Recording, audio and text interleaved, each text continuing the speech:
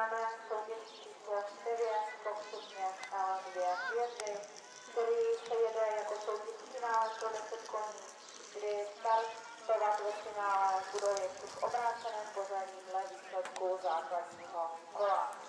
Zvolněna má první dvojice Ladislav Vachutka a taktika H je český oddíl Duzinko. Připraví se Glenn Mavis a ISU-M.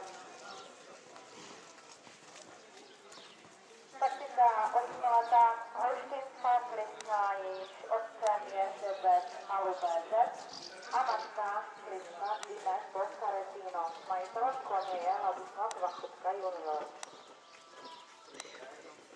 Já tady a to hned za váma.